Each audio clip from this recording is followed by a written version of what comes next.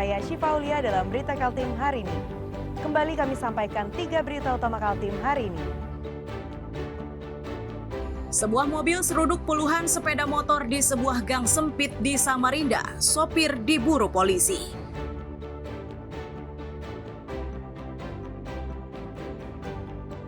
Petani sawit di Busang, Kutai Timur desak koperasi agar tidak lagi mengganggu lahan miliknya.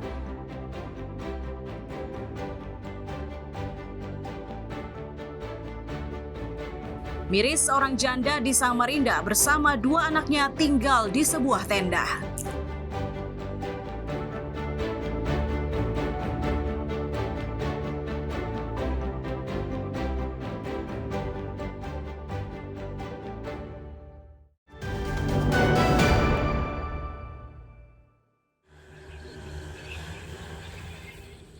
Tenda biru inilah yang dijadikan sebagai tempat berlindung oleh seorang janda bernama Nurlina. Di tenda tersebut, Nurlina hidup bersama dengan 2 anaknya.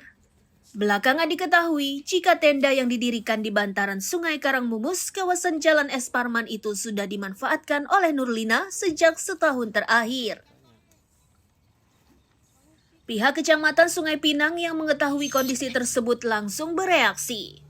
Tenda tersebut dibongkar dan Nurlina bersama kedua anaknya dipindahkan ke rumah kontrakan. Pihak kecamatan memastikan biaya sewa rumah sudah dijamin untuk jangka waktu 1 tahun. Alhamdulillah ini Bu Nurlina dengan senang hati mau disewakan rumah. Jadi kami dari Pemkot akan menyewakan rumah yang layak karena di situ kasihan. Sangat tidak layak, nanti kalau banjir itu kena kehujanan sehingga secara kemanusiaan kita bantu untuk sewa rumah. Mudah-mudahan dia betah dan bisa tenang berusaha gitu. Kalau untuk seluruh penyewaan ini air listrik ditanggung. Iya nanti ditanggung sama-sama kami. Mendapat perhatian dari kecamatan, Marlina tak kuasa menahan haru. Meski tak lagi tinggal di bantaran kali, Nurlina tetap akan kembali karena berjualan di sana. Nantinya ia akan berjalan kaki dari rumah kontrakan ke tempat jualan. Saya jalan kaki aja sih, nggak bisa adaptasi di tempat baru kan, masih di sana kan banyak warga sana ini yang kenal sama kita, masih berusaha di sana lah saya.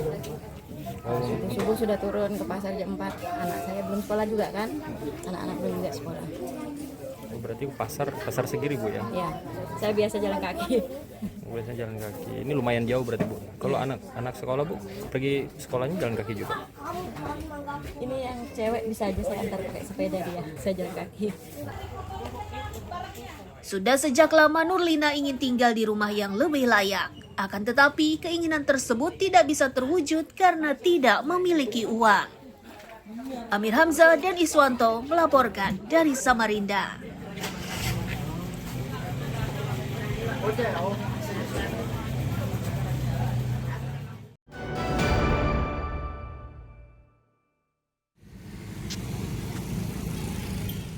Sistem penerimaan murid baru atau SPMB mulai diterapkan di Balikpapan pada tahun ajaran baru 2025-2026.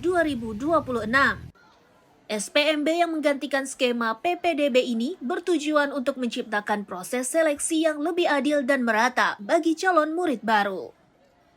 Sekretaris Dinas Pendidikan dan Kebudayaan Balikpapan mengakui tidak banyak perubahan pada sistem penerimaan murid baru. Kelebihannya adalah jatah untuk jalur prestasi diberi kuota sebanyak 25%. Untuk jalur ini terdapat 5 kategori prestasi, yakni prestasi akademik dan non-akademik, hafiz Quran, kepramukaan, dan ujian sekolah berstandar kota atau USBK. Khusus untuk USBK, murid baru diwajibkan mengikuti ujian berbasis komputer.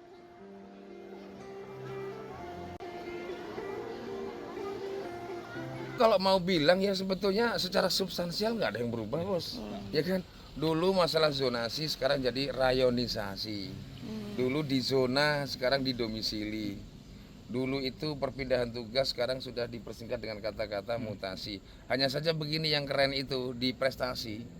Di prestasi itu yang keren betul, bahwa kalau dulu itu kuota prestasi itu berapa persen sih di Balikpapan itu?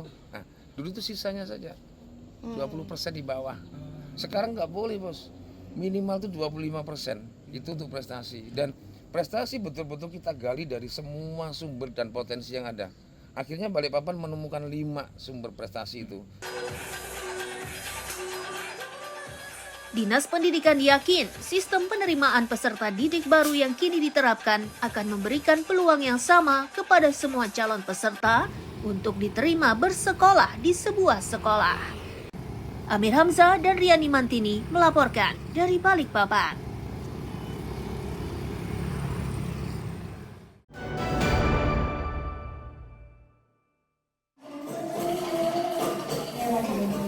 Tarian daerah yang diperagakan oleh pelajar dari salah satu sekolah SMP negeri di Balikpapan ini digelar saat merayakan puncak Hari Literasi keempat Balikpapan Rabu siang. Perayaan yang berlangsung di gedung kesenian ini dihadiri pelajar mulai dari tingkat sekolah dasar hingga menengah pertama. Sekretaris Dinas Pendidikan dan Kebudayaan Balikpapan menyatakan pencapaian hasil literasi berupa karya tulis cerita dan puisi tidak seperti tahun sebelumnya. Di tahun sebelumnya, pelajar Balikpapan mampu meraih rekor muri, sementara tahun ini gagal. Meski begitu, Dinas Pendidikan cukup bangga karena banyak karya yang dihasilkan oleh para pelajar. Kegiatan ini luar biasa. Kalau tahun kemarin kita sempat nembus angka muri ya, bahwa ada 528 buku ya yang kemarin diterbitkan oleh anak-anak kita. Nah, tahun ini kita tidak menyentuh angka pemecahan muri, tapi kita masih bisa melihat bahwa eksistensi menulisnya anak-anak kita, guru kita, sekolah-sekolah kita untuk membuat sebuah gerakan-gerakan yang mendukung tentang kegiatan literasi di Kota Balikpapan itu masih sangat luar biasa. Ini membuktikan bahwa Kota Balikpapan keren, anak-anak kita juga luar biasa. Walaupun secara nasional angka literasi itu kita masih rendah, tapi Kota Balikpapan sudah memberikan sumbangan yang luar biasa. Sementara itu, salah satu pelajar sekolah dasar mengaku senang dan bangga karena karyanya berupa puisi bisa masuk dalam buku puisi. Buku ini akan jadi kenang-kenangan dirinya sepanjang hidupnya. Ada buat puisi dari sekolah disuruh dan dibukukan. Oh gitu. Ya. Iya, sebelumnya di rumah juga suka nulis puisi. Sudah berapa banyak nih puisi yang ditulis? Banyak lah pokoknya, tak terhitung. Suka banget soalnya. Ada berapa puisi kamu yang dibukukan nih yang masuk di dalam buku? Satu. Tapi rasanya gimana? Seneng banget. Bisa masuk 10 terbaik di buku sini. Mantap. Terus harapan kamu ke depannya gimana nih? Mudahan bisa meneruskan puisi-puisi. Puncak Hari Literasi keempat Balikpapan ini diisi dengan pemberian penghargaan kepada sekolah yang berdedikasi terhadap literasi. Amir Hamzah dan Riani Mantini melaporkan dari Balikpapan. Dengan judul karya Menyerah Bukan Berarti.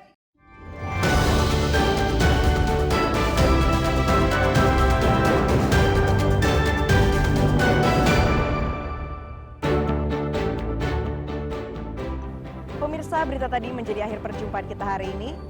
Saya Syifa Aulia, pamit undur diri. Selamat pagi dan sampai jumpa.